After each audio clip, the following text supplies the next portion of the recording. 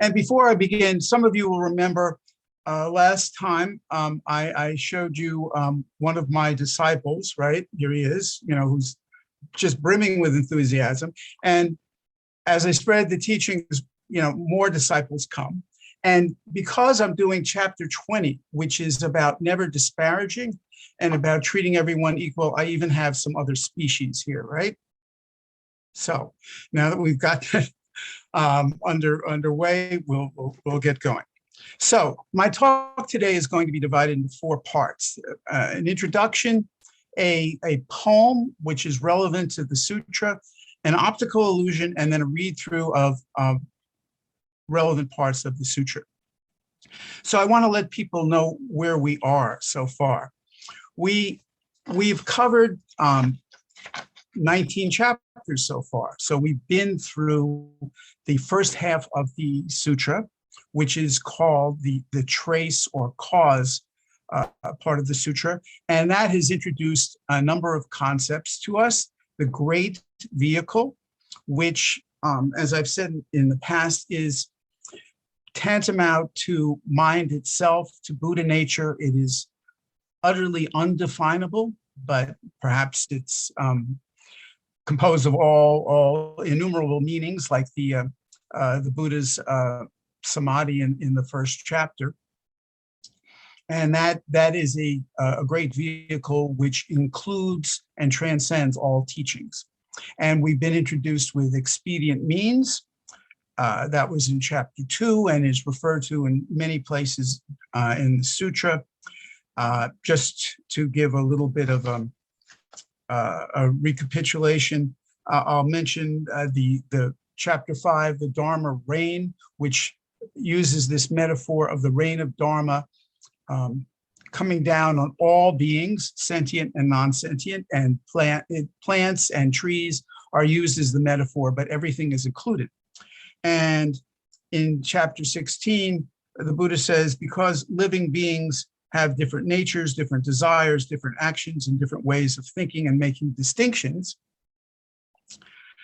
and because I want to enable them to put down good roots, I employ a variety of causes and conditions, similes, parables, and phrases, and preach different doctrines.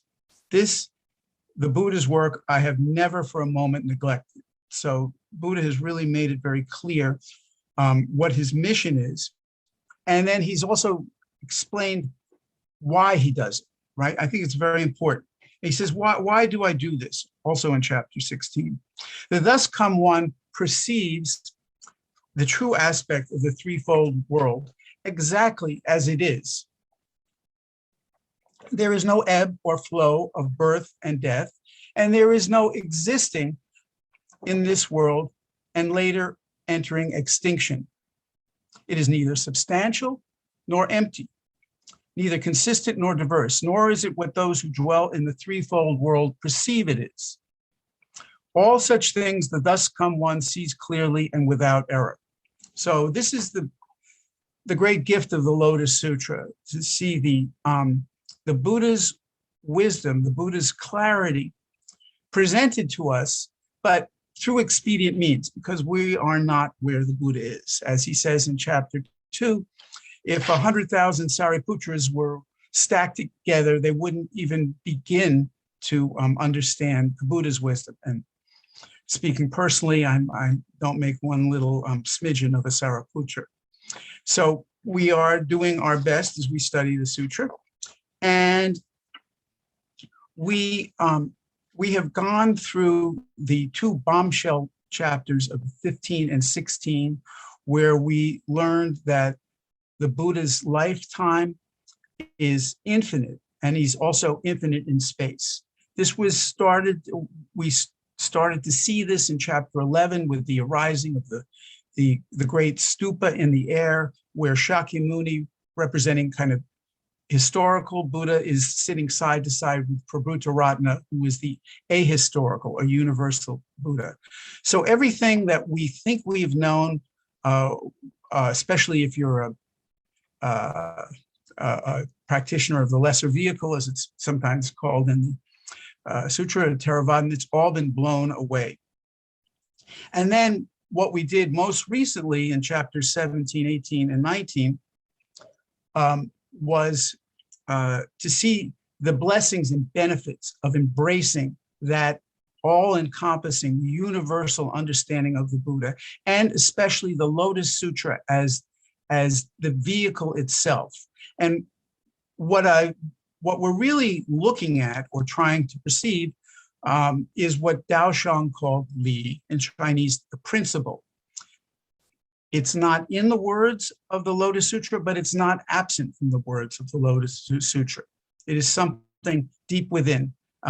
As the French author Saint-Exupéry said, all things that are of importance cannot be seen by the eye. They can only be seen by the heart, by the mind itself.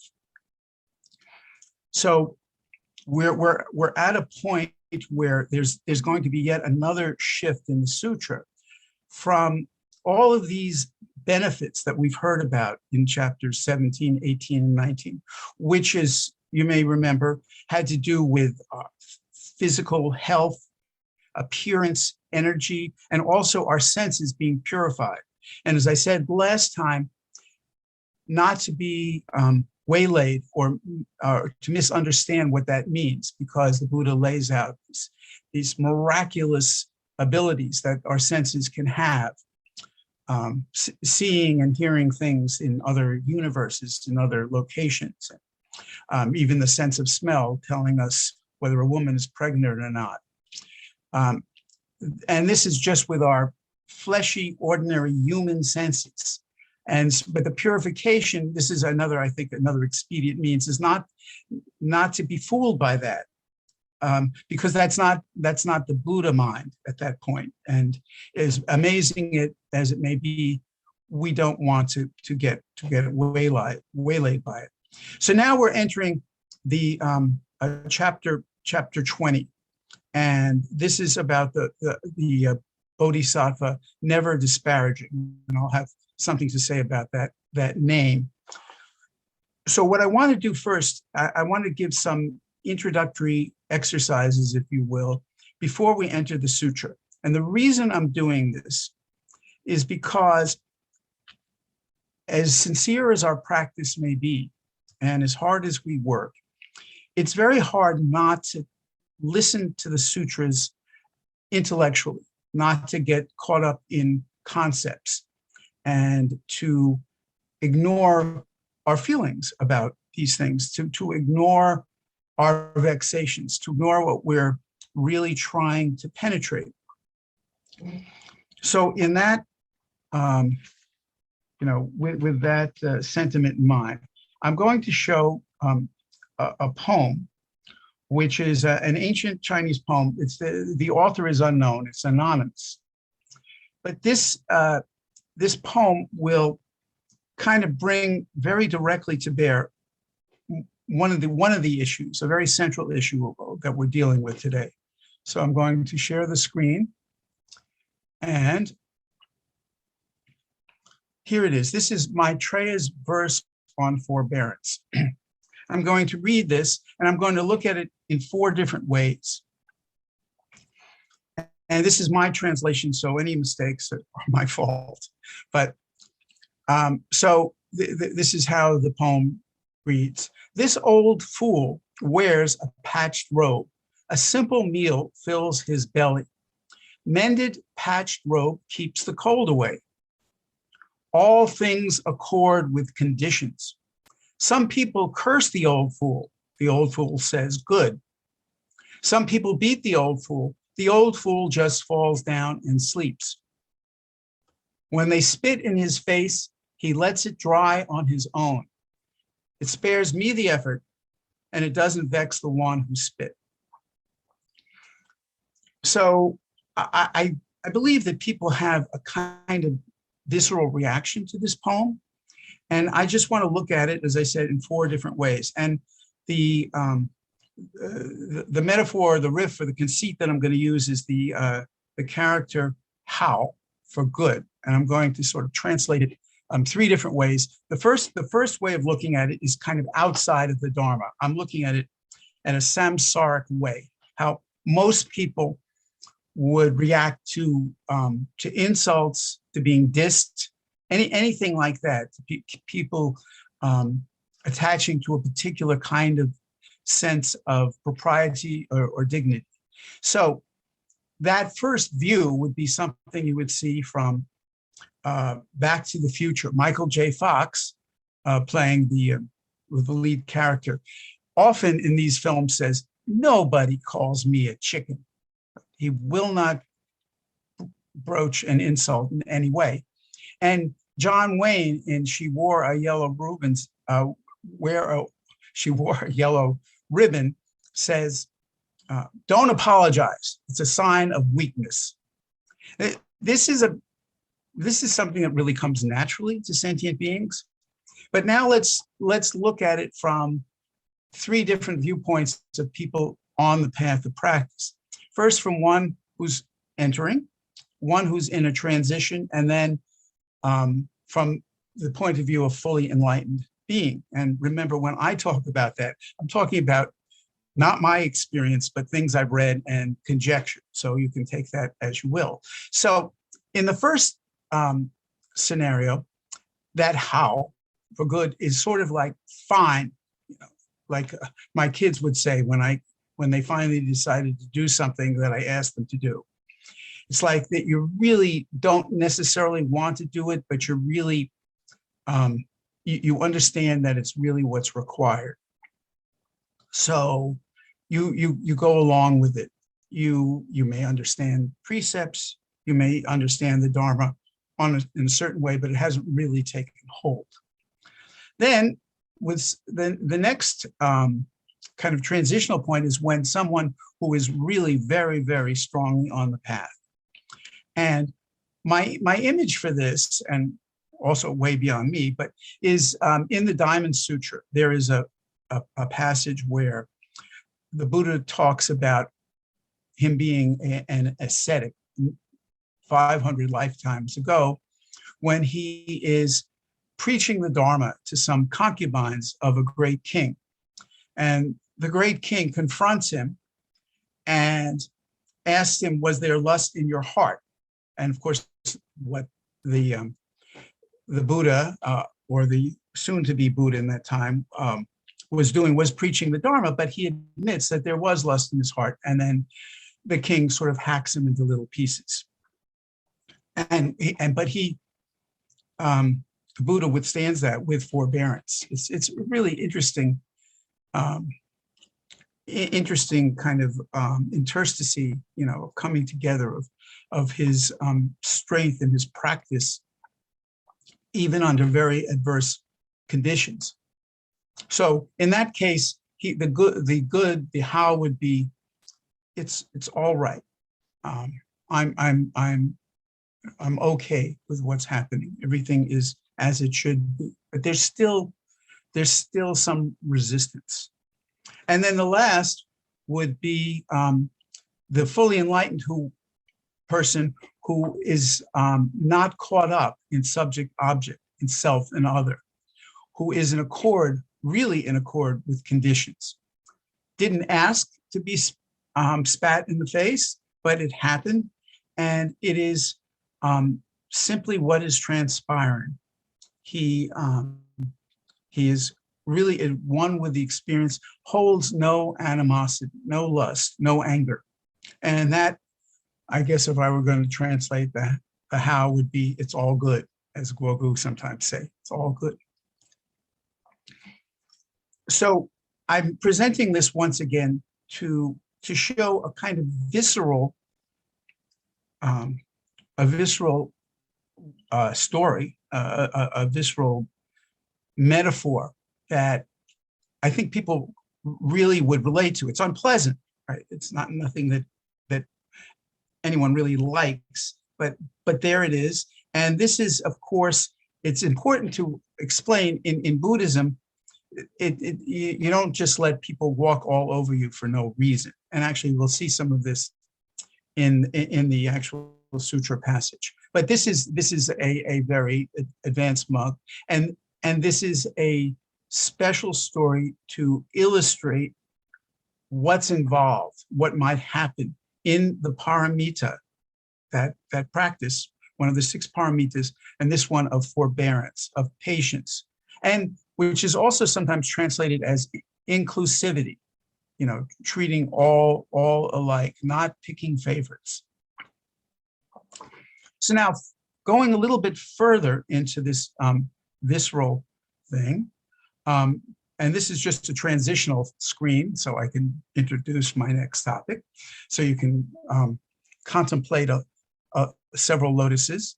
And what I'm going to show is an optical illusion.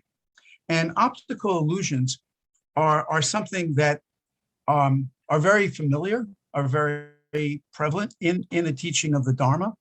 The Buddha often spoke about seeing flowers in the air when there were no flowers. And I thought I would just introduce this with a passage from the Lankavatara Sutra, where the Buddha is speaking to Mahamati and says, he's talking about delusions, right? And this is what an optical delusion is. And the delusionary part comes when you attach to it. The delusions also appear to the wise, but they aren't confused by them. Mahamati, such things as shimmering mirages, firebrands, strands of hairs, cities of Gandharvas, illusions, dreams, and reflections confuse worldly people, but not the wise. It's not that these don't appear, Mahamati, all kinds of illusions appear, but it is not the case that delusions are not eternal. And of course, he's playing on perishing, not perishing, eternal. And how is so? Because they neither exist nor not exist. And there's a further discussion of the nature of delusions, but I just want to give some bona fides for using this next convention. So here we are at there we go. That's the Kanishka Triangle. All right. Now, I saw this introduced in a talk by the great Tibetan scholar, John Donne, who was discussing the nature of the mind, the reflexivity of the mind. And what he was really honing in on was the disconnect that we ordinary sentient beings have between what we know intellectually and what we perceive, what we feel. And I think this is a very concise example of this. So let me just show you what I'm talking about. So most people look at this and they probably see a triangle. They might see 2 triangles. And you now I understand people are different neurologically, and there is possibility that someone doesn't see that. I know not everyone is the same, but I think the majority of people would see some triangles. Now, the interesting thing is objectively, and I'm using that not in a dharmic sense, but in the Western sense, you can show pretty definitively that there are no triangles here. I mean, if a triangle is defined as 3 connected lines, forming a shape, that does not exist in this diagram. As you can see right here between the broken circle and this line, there's nothing there, absolutely nothing, nothing here, nothing here, nothing there. And these lines that might form a black triangle, those aren't connected either. So the point of showing this is that even though intellectually, you can be convinced pretty easily that there are no triangles there, nonetheless, you still see them. And of course, in Buddha Dharma, we wouldn't say you don't really see them. What you're doing is you're projecting them.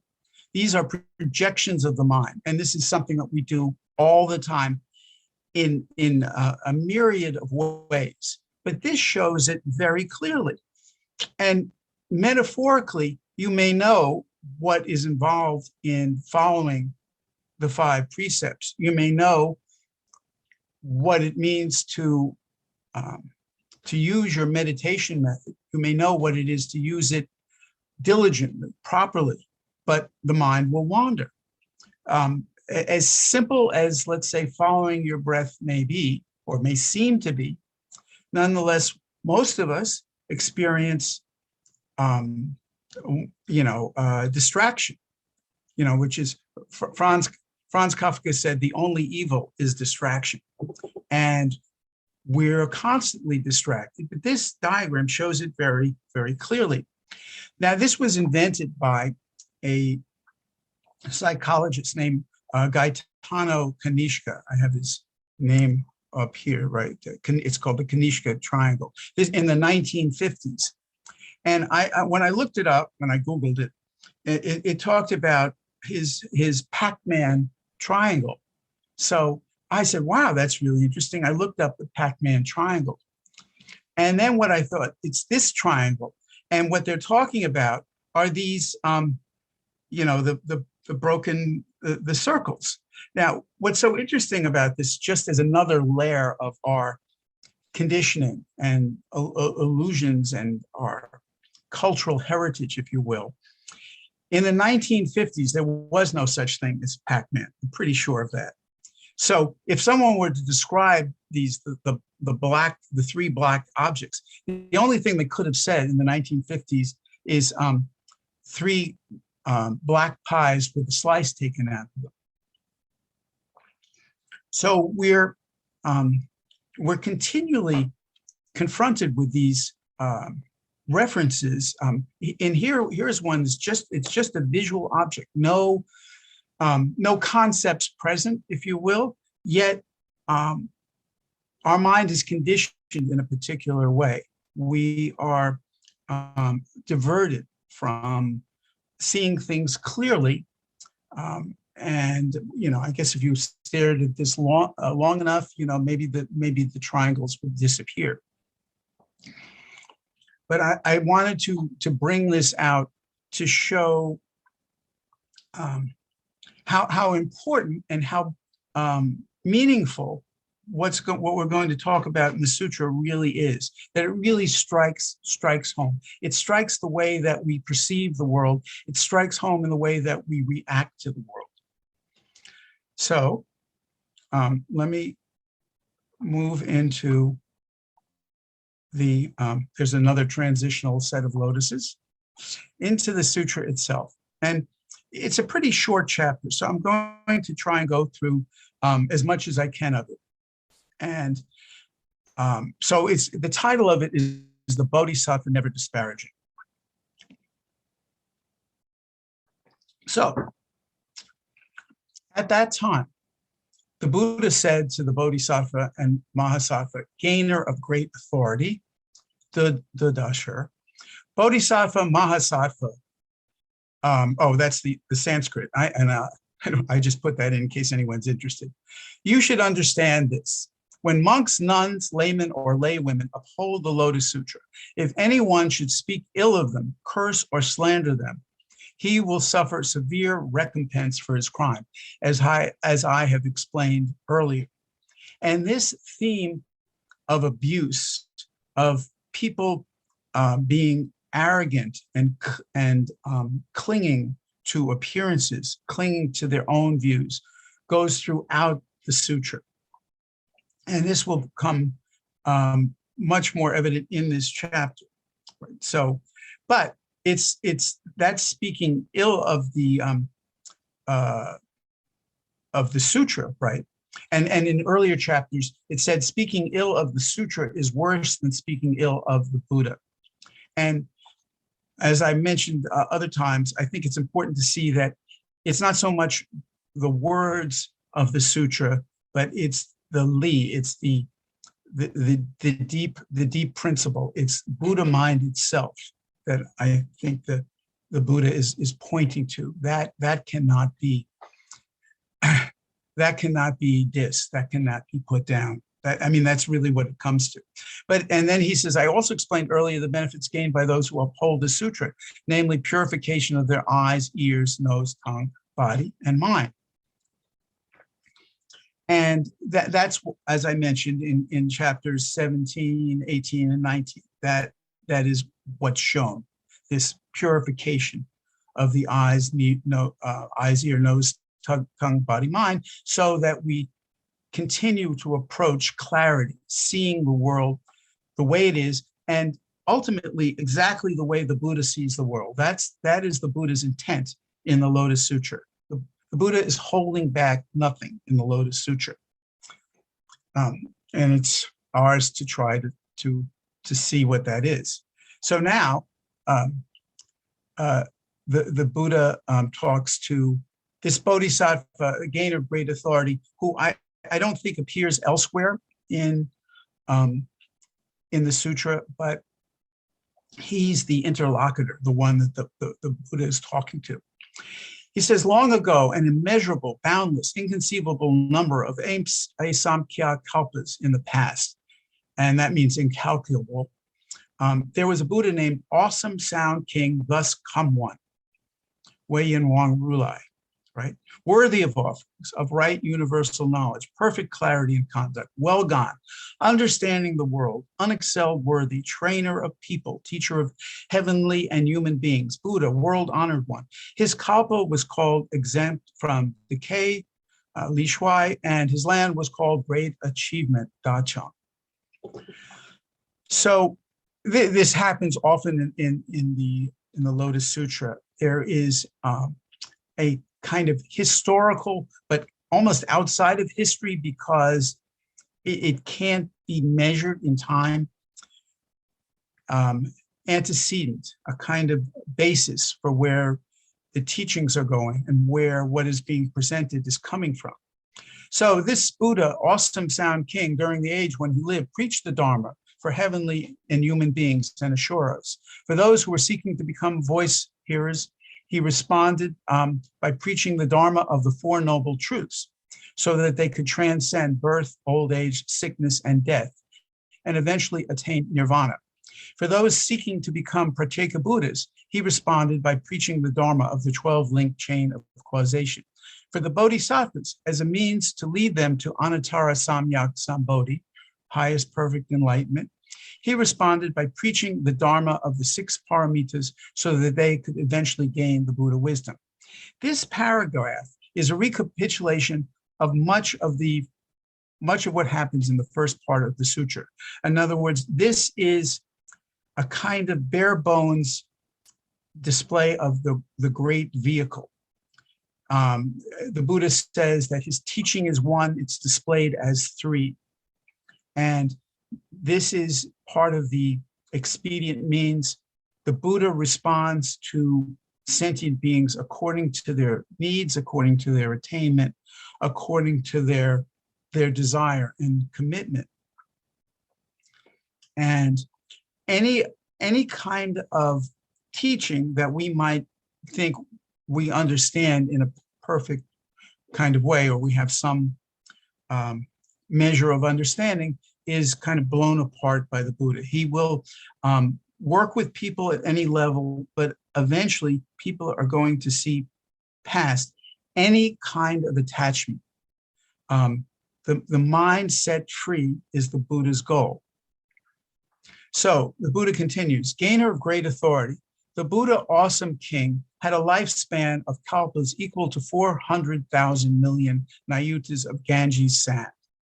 His correct Dharma endured for the world, in the world for as many kalpas as there are dust particles in one Jambudvipa, which is the continent we live on, according to the Dharma.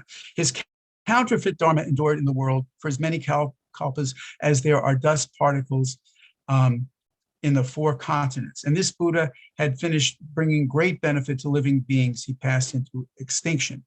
And just a little explanation.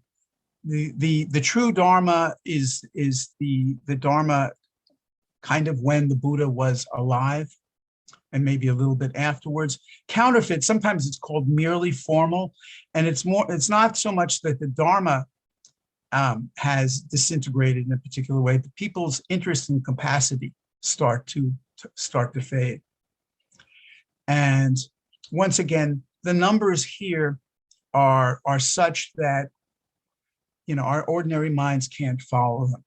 And I've mentioned this in other talks. These huge numbers are kind of a metaphor in one way for emptiness itself. The mind can't follow it, but the Buddha isn't just saying infinite. I mean, he could really just say infinite in any time. It's not that we would have much of a conceptual difference, but by actually spelling out these kind of impossible scenarios of dust particles being ground and spread around, it's also, in my estimation, kind of showing form is equal to emptiness. Emptiness is equal to form. These things are really existent, but perhaps in a way that's beyond our understanding and our perception right now. The Buddha is not having a problem with any of this. It's us. So after his correct Dharma and counterfeit Dharma had come to an end, another Buddha appeared in the same land. He too was named Awesome Sound King, thus come one, worthy of offerings, of right and universal knowledge, perfect clarity and conduct, well gone, understanding the world, unexcelled, worthy, trainer of people, teacher of heavenly and human beings, Buddha, world honored one. This process continued until 20,000 million Buddhas had appeared, one after the other, all bearing the same name. Now, I've often wondered, and by the way, and one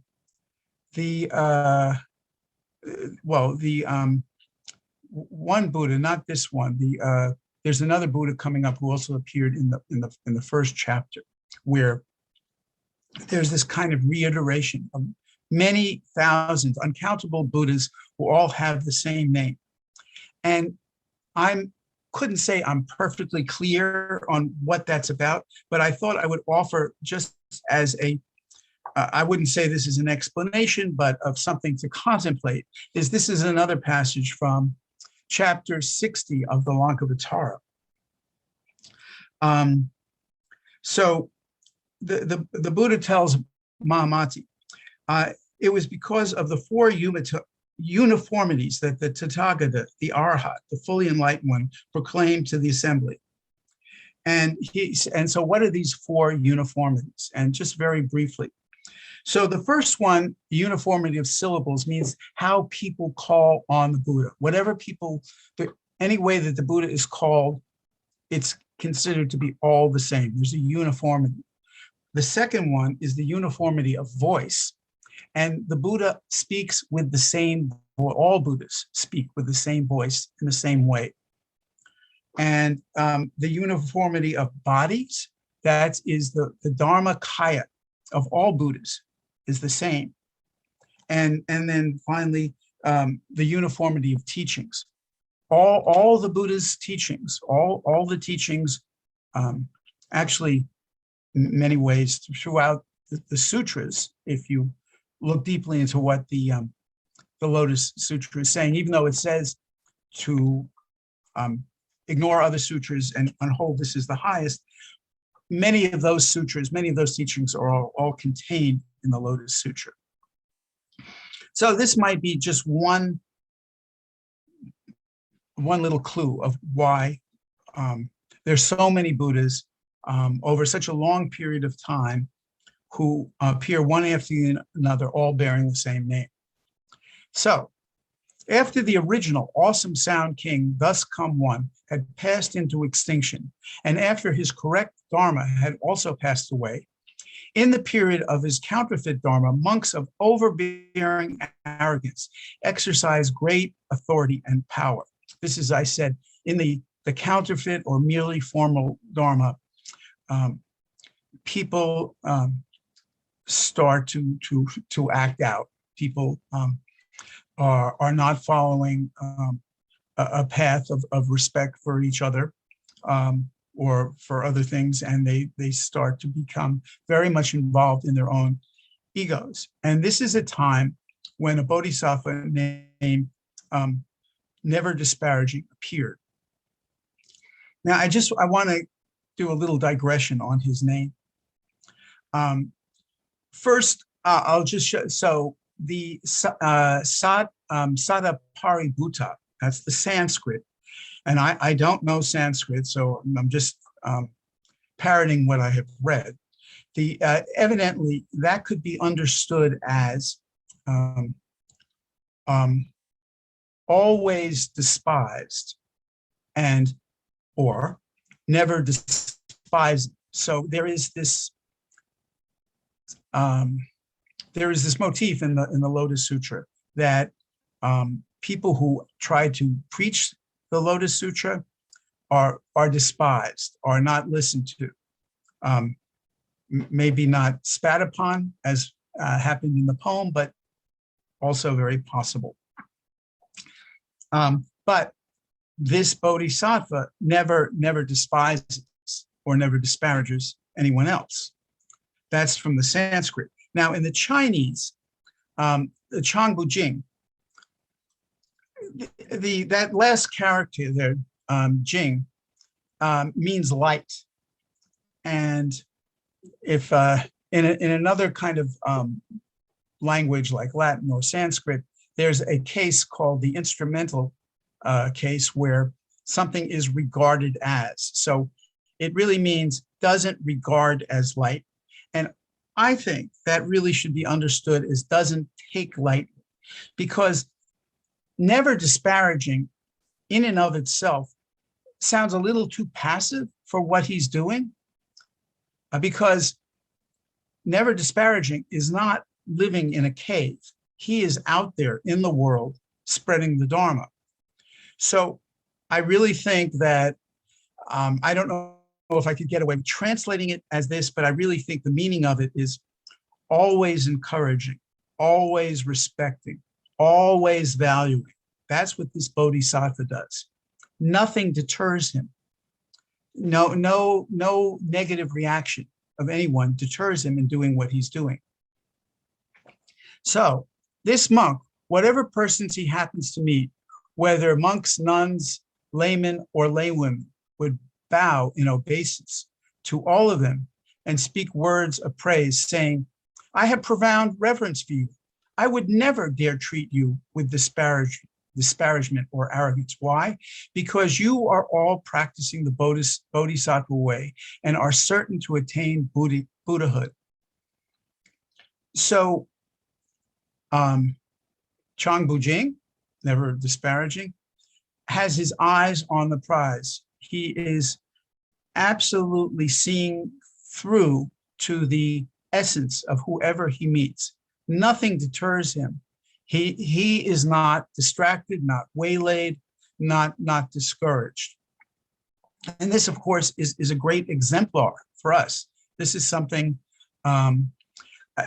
maybe not, we're not necessarily in the case where we want to take abuse in certain ways, but we can really look to ourselves and see how we do react to the world. How are we reacting to the people that we encounter? You know, what is it that we're valuing? Is it really somebody's appearance? Is that how much money they have, or what kind of knowledge they have? What are we really attaching to? And it seems in this case that never disparaging, Changbu Jing is not attaching to any of those. He's, as far as we can see, without attachment. So this monk did not devote his time to reading or reciting the scriptures. Also, I think a very important point here, the Buddha here, the Lotus Sutra, is not supplying us with some concept to memorize or to absorb or even to contemplate. It's a pure example of action. He simply went about bowing to people. And if he happened to see any of the four kinds of believers, right, the lay people, lay women, monks and nuns, far off in the distance, he would purposely go to where they are, bow to them, and speak words of praise, saying, I would never dare disparage you because you are all certain to attain Buddhahood. So he values everyone. And he's also, talk about presenting people with jewels, he's telling them about their Buddha mind, right, directly, even though this is a counterfeit Dharma age. So among the four kinds of believers, there were those who gave way to anger, their minds lacking in purity, and they spoke ill of him and cursed him, saying, "This arrogant monk, where does he come from?" Presuming to declare that he does not disparage us and bestowing on us a prediction that we will attain Buddhahood. We have no use for such vain and irresponsible predictions. I think this is really interesting. I mean, who would object to a kind of prophecy like that? But it sort of shows where these monks and nuns perhaps are. And I think this is another very important aspect of never disparaging, which is not to disparage yourself. We in the Bodhisattva path, we are trying to save all sentient beings, as many as we can, but also we are not left out of it. And poor self-image, self-loathing, these are lots of problems that people bring to the Dharma practice. So this never disparaging, it's not simply about how you act towards others, but it's also how you act towards yourself. And of course, the self that you're acting that way towards is your illusory self. And what the sutra and the teachings are all trying to point to is how we cannot be attached to this self. We have to use it to interact with the world on a day-to-day basis, but it's really a projection of the mind. And this is stated in the Lotus Sutra, in other places. So many years passed in this way, during which this monk was constantly subjected to curses and abuse. He did not give way to anger, however, but each time spoke the same words: "You are certain to attain Buddhahood."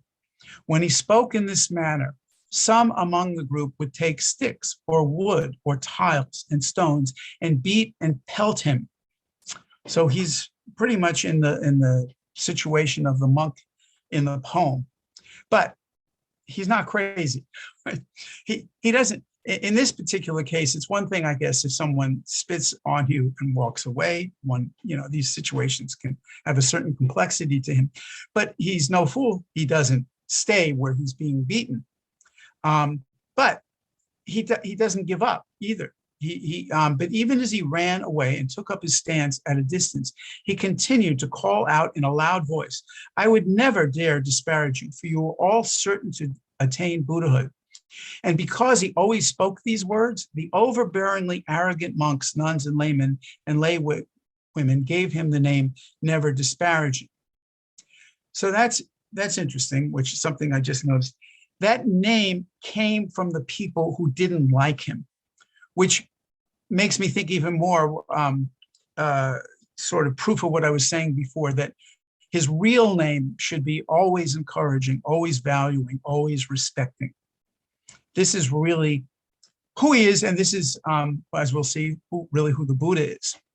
When this monk was on the point of death, he heard up in the sky fully 20,000, 10,000, 1,000,000 verses of the Lotus Sutra that had previously been preached by the Buddha, Awesome Sound King, and he was able to accept and uphold them all.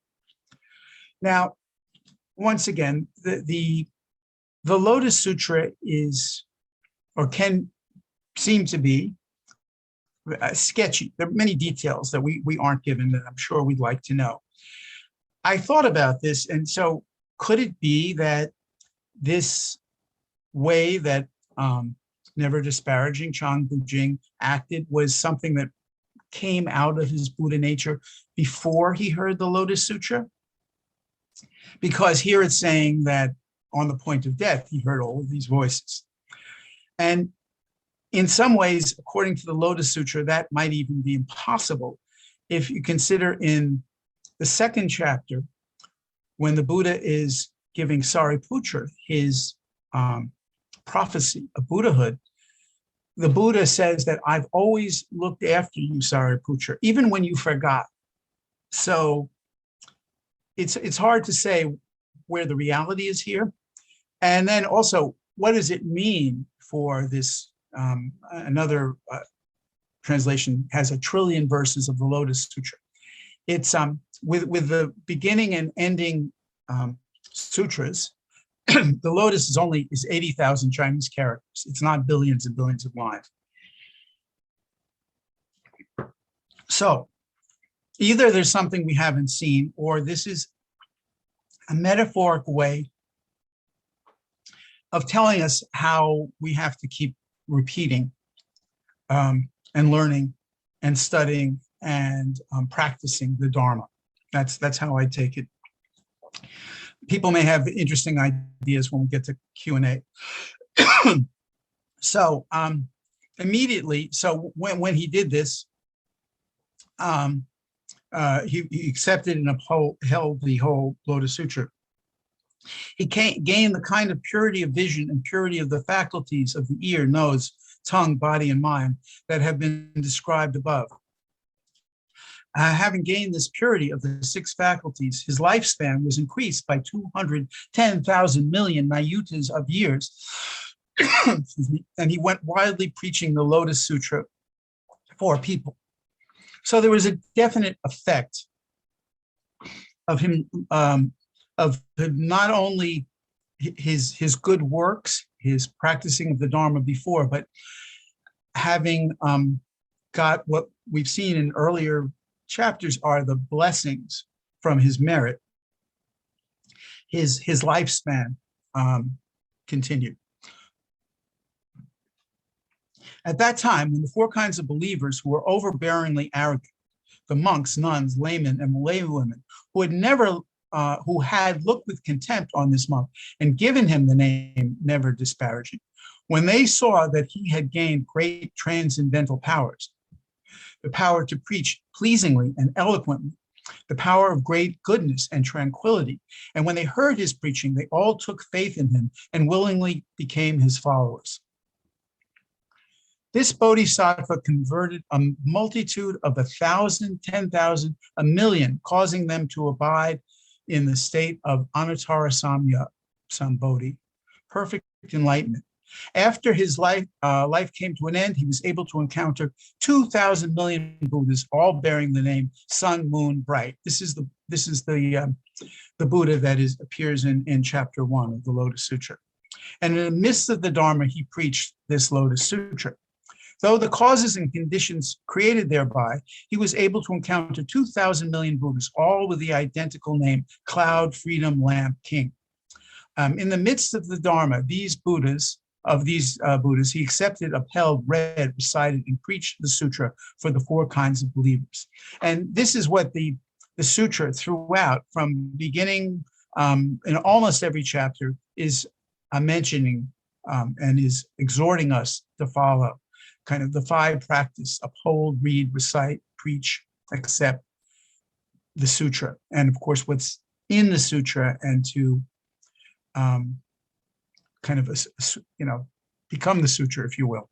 For that reason, he was able to gain purification of his ordinary eyes, and the faculties of his ears, nose, tongue, body, and mind were likewise purified.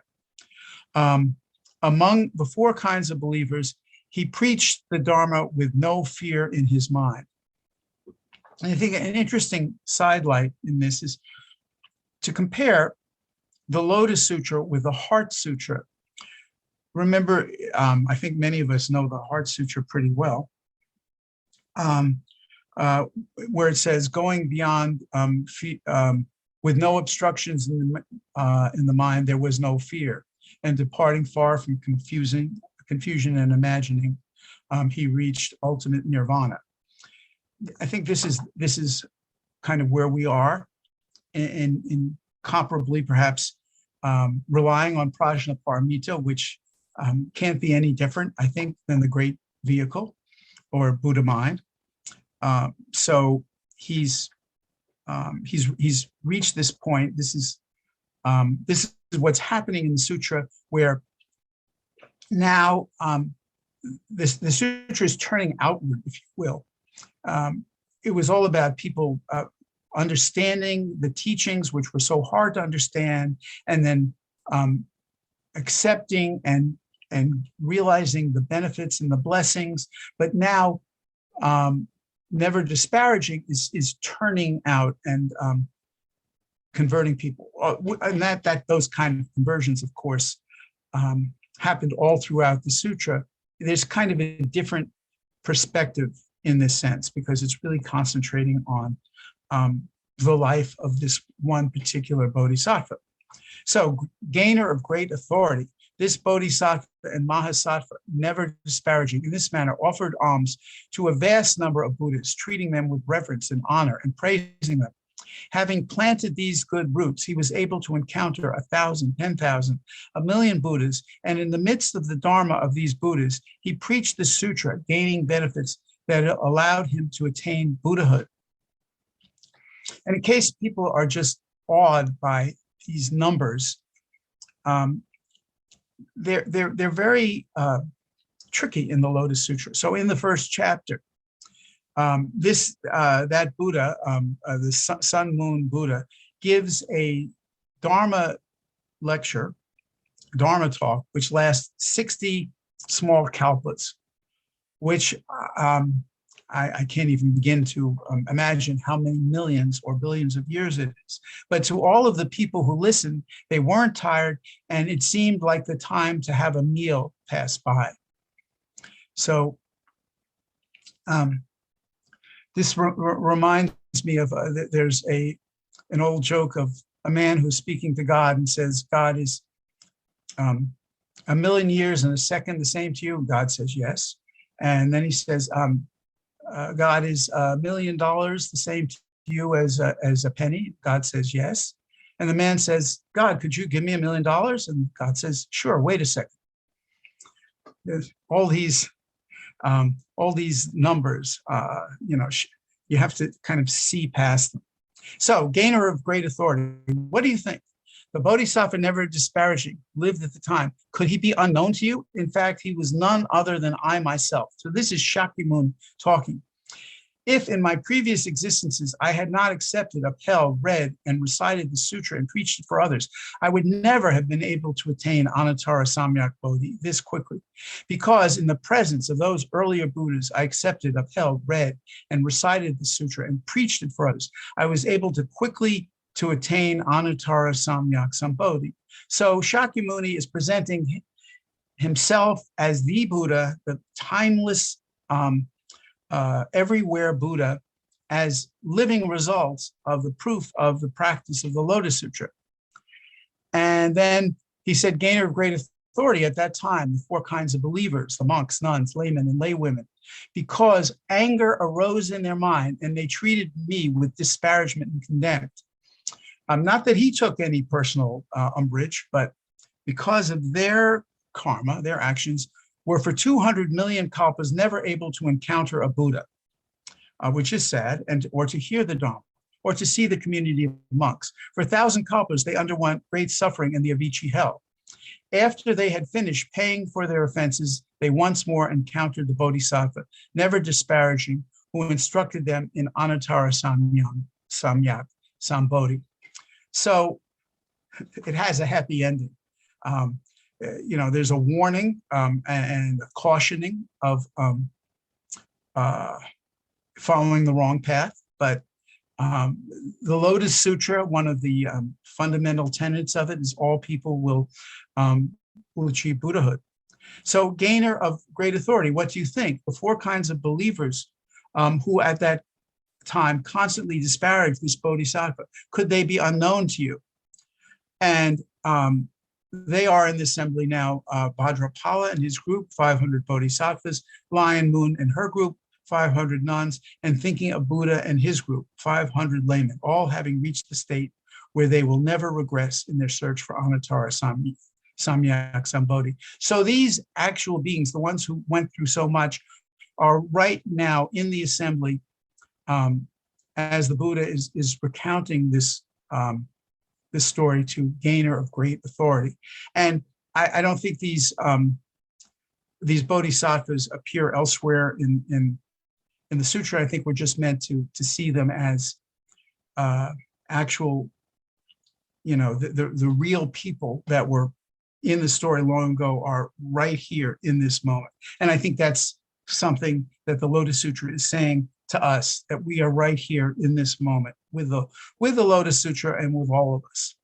So great, gain of great authority, you should understand that this Lotus Sutra richly benefits the Bodhisattvas and Mahasattvas, for it can cause them to attain Anuttara Samyak Sambodhi. For this reason, after the thus come one had passed into extinction, the Bodhisattvas and Mahasattvas should at all times accept, uphold, read, recite, explain, preach, and transcribe the sutra.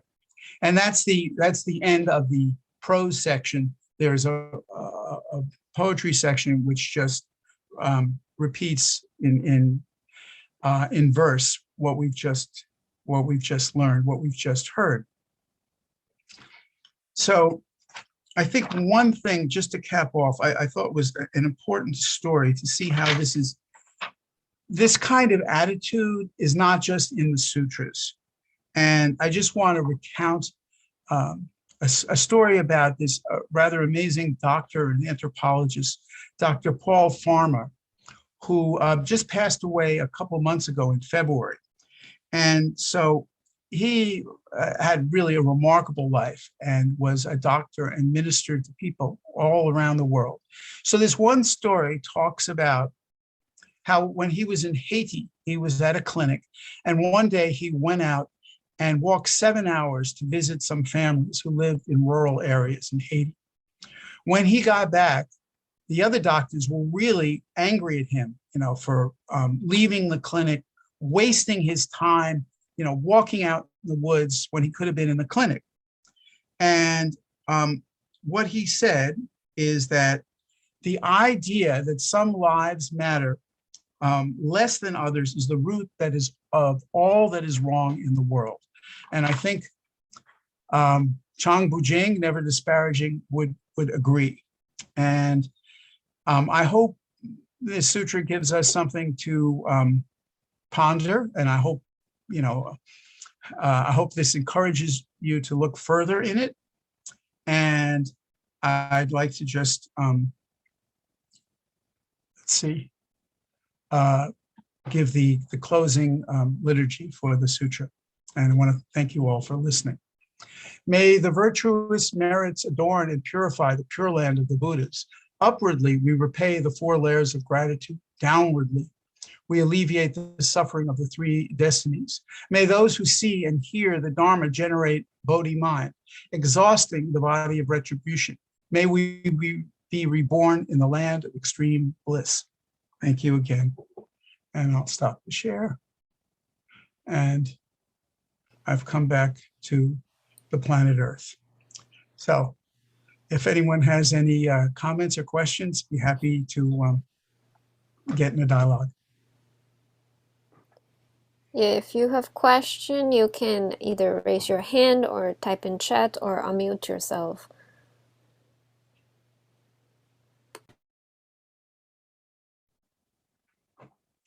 Gilbert. Omitofo.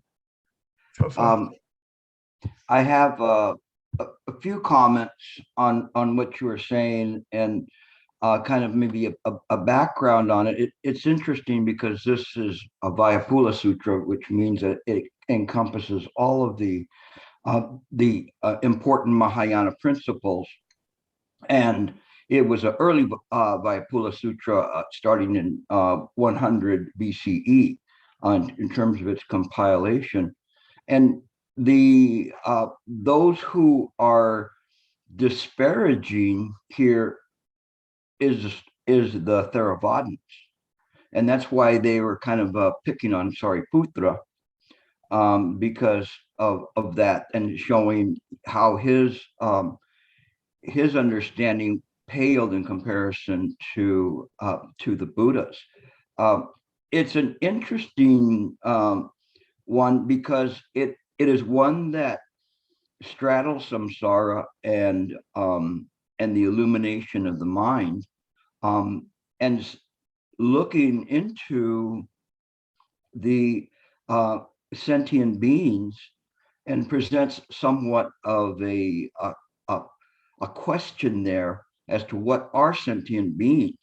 And it points directly to it by saying that all of you will become Buddhas, meaning that it is destined in this way that you already are a Buddha. You just don't see that. And this was a very momentous realization, as you had mentioned, from the Heart Sutra, that we have this, and this is this Anuttara Samyak Sambodhi that's being presented. But of course, to us sentient beings, it's difficult for us to understand that. But we have to see this particular chapter in the political context of Theravada and Mahayana, and saying, don't disparage us just because we want to go forward with this. And disparagement was directed towards the Theravadins, which is kind of an interesting thing, because it's saying don't put anybody down, but they kind of pocketed, put down the Theravadins. But it was important because the distinction here of this change, and you could say what appeared to be a change in direction, but just was really an enhancement of Buddha Dharma, was one that was pointed towards that this moment, this mind that we're all using is the Buddha mind. Being the Buddha mind, then we, by let's say mathematics, if A is equal to B, B is equal to C, then C is equal to A. And in this way, we are all Buddhas. And that's what it was pointing to, and saying that this is the hope of Mahayana. So it's an incredible one, but as you had mentioned, it's difficult because it presents so many different types of numbers, incalculable numbers of time and space and people. And it's designed that way to say, don't look for it in samsara. You have to contemplate this with the mind, this very mind that you use right now. And that's important. You had indicated that we cannot attach to self, and I kind of smiled, because I was saying, then who are we? Who is this we? And by the way, I'm making these comments, and I was invited by Harry to speak, and I waited to see if any questions came up. So it's not like I'm trying to take over his show. I have the utmost respect for Harry. We're very good friends. Thank you, Gilbert.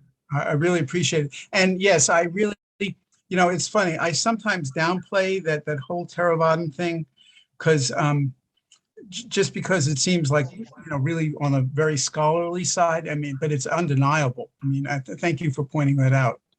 And thank you for, yes, we could always, I certainly can always go deeper, always look further. Thank you so much. Yeah. So, yeah, it was just in terms of me looking at it and trying to see the spirit of this particular chapter. It is incredibly deep, as I mentioned to you yesterday. It's very, very profound, and it's difficult to present the Dharma on this. And I call Harry a hero for going after this chapter, because it seems to be very simple, and it's one of don't be bad to people, be nice, play nice. It's not that. It's much, much deeper. It's extremely deeper. It goes to the very essence of who is listening in this moment. And if who is listening in this moment is the Buddha nature, then we see Buddha nature in all people. And that's an important aspect of it, because when we see Buddhas in the Buddha nature in others, we don't want to harm them. Why would we want to harm them? And so that, I think that was the essence of this particular chapter. Thank you for letting me talk and listen to you today. Thank you so much, Gilbert. Really appreciate it. Thank you so much, Gilbert. Do we have any other questions? I see in the chat from Wiley.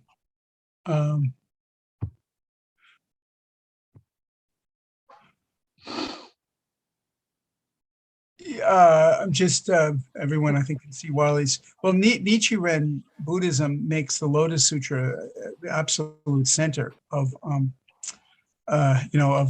its practice, especially the Nam-myoho Renge Kyo. And Nichiren thought that Japan was the center of the world. And I actually downloaded a book by the head of the Soka Gakkai, and they really like chapter 2, expedient means, and chapter 16. And I'm sure they honor all the chapters. And I think that whole thing about universalists and Christianity and the Lotus Sutra, I mean, there's a lot to talk about there, I think. But, I don't have time to go into it, but it's a very good observation. So thank you, Wiley. Michael. Yes, hi. So I actually had a question about the nature of what we were talking about earlier, which was delusion, and the optical illusion that you showed. So my limited intellectual understanding of this is basically that the distinctions between things are based in ignorance, and once you once you delete the ignorance, everything sort of melds together. The absolute and the relative exist as one seamless reality. That being said, the question that I have is, it's sort of I'm actually going to ask the question that somebody else asked a long time ago, which is in the Heart Sutra, they talk about how in emptiness there is no X, and then they list like a ton of things that there is none of, and the most stark example is there is no eye, no ear, no nose, no tongue, no body, no mind. And of course, I basically what I'm asking is obviously there is something there, right? Because obviously I can put my hands on my face and feel my eyes and my nose and my tongue and everything. So physically there is something there. So I'm sort of asking on a metaphysical level, what does this mean, and how do we cut through the delusion relating to perceiving these things as fundamentally real? Well, Dungshang Liangjia, the great Chan master, when he was, I think, an 8-year-old monk, said, "Wait a second, I've got eyes, I've got ears, I've got it. What's it talking about?" Yeah, that's what I was referencing. Very natural reaction. I think if you remember what the passage I read from the Lankavatara Sutra talked about how these illusions and delusions are real and not real. You don't go into that kind of special thing, but the wise are not distracted, are not fooled by what comes up in the mind. So, and Master Sheng Yen, I think, said this in a way I've always found making it very simple. He, in his book, There Is No Suffering, he says that things both exist and they are empty simultaneously. And one of the things in that book that he says, which I think is it's really worth your looking at, There Is No Suffering. He says form is not other than emptiness, emptiness is not other than form. The second one is the most important, because if you stayed with form is not other than emptiness, then you're sort of in this nihilistic point of view where nothing matters. But where the emptiness is not other than form, then you can see that your efforts can be aligned dharmically. Like Master Sheng Yen said, I build temples, illusory temples, to help sentient beings. Your actions, as it says in the Dhammapada, those are your real possessions, and you can't possess an action. So it's a kind of metaphor. So the thing is to hold all of these things, to be aware. It's really being very, very clear about our awareness. And what we're really trying to do is see through what we're holding on to what's really real. You know, as Sakni Rinpoche says, you know, you think you're real, and that's true, but the real problem is that you're not. You think you're really real, and that's where all the problems come through. So that I think is what's you know, and this is something that you have to really experience. I mean, you read and it helps your practice, and your practice helps your understanding of what you read, and that's kind of the practice. I mean, depending on your roots, you know, you may. Who knows what will happen to you tomorrow and what you'll see through. But I think it's wonderful. This is your second Dharma talk, right, Michael? Yes, it is. So this is great. Thank you so much for coming. Thank you for having me. Thank you.